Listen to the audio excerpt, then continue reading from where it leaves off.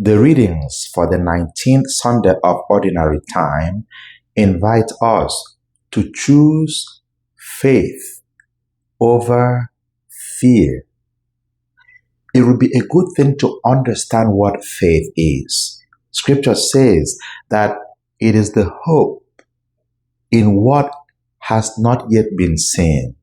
From our catechism, we gather that faith is the belief in what God reveals.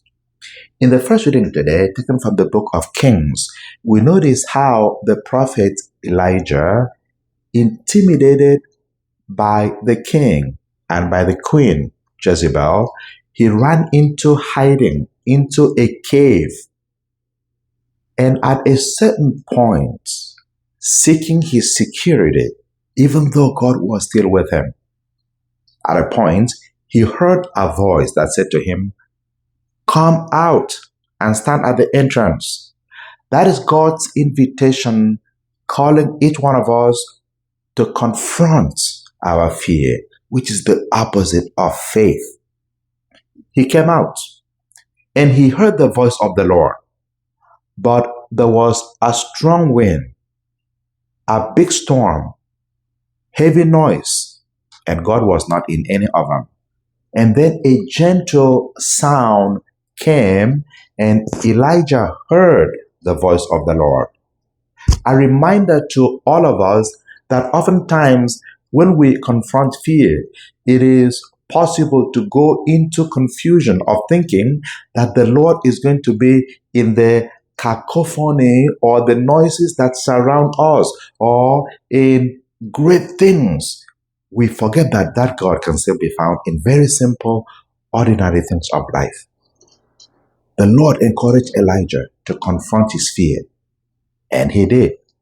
There are brothers and sisters who, faced with the uncertainties and the fears of life, they cannot keep their faith. They leave that faith, maybe the church, maybe Christianity, and they follow something else. The same thing happened to the children of Israel. And that is why St. Paul in the second reading talks about it in the sense of wanting to bring them back. He said he would even be willing to give up his relationship with Christ so as to bring his brothers and sisters, the children of Israel, the chosen one, who had left the right path. That is an invitation for us often when we see people who leave the faith. Maybe rather than condemning them or judging them, we should be people who advocate and pray for them, that God should let their fear go so they can have strong faith that will bring them back. The summary is in the gospel reading today from Matthew's gospel. The apostles, after Jesus had spoken to them, they went on their own, and then the wave of the ocean tossed the boat which they were, and they were so frightened. Oftentimes, we know that the boat is a representation of the church. If you look at the church fathers and from the early tradition, the boat always be, or the church always built in the form of a boat. That symbolizes the storm of the world that would often come against the church and would toss the church left, right, and center. At a certain point, their vision was truncated, that when Jesus came walking on the water to save them, they did not even recognize Jesus. That's what fear does to us. By blurring our vision, so we cannot really recognize God again. And oftentimes, we can call wrong things right and call right things wrong because we are so encapsulated by fear. Jesus says to them and to each one of us, do not be afraid.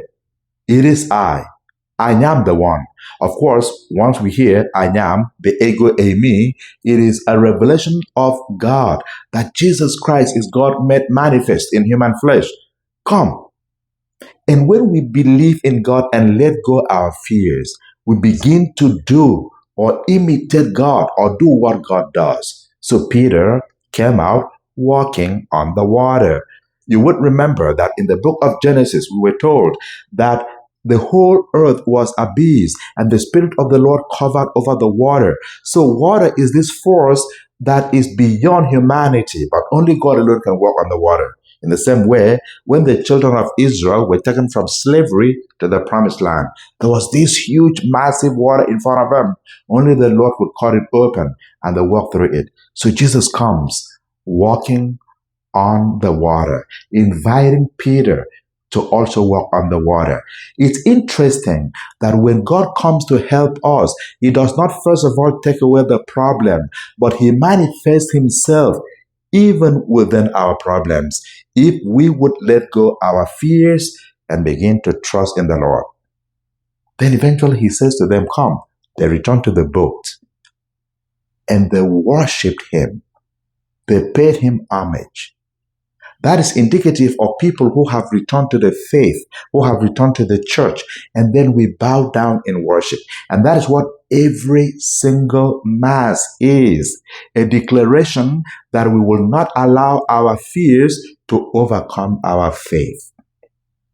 Today, the message for each one of us, because sometimes we face fears, uncertainties with health, finances, broken relationship, individual fears, communal fears, the national fear, or the fear that goes around the whole world. God calls us to know that even in the midst of that fear and uncertainties, He will reveal Himself if only we let fear go and begin to have faith in Him. The readings invite us very powerfully to let our faith supersede our fears and to choose faith over those fears.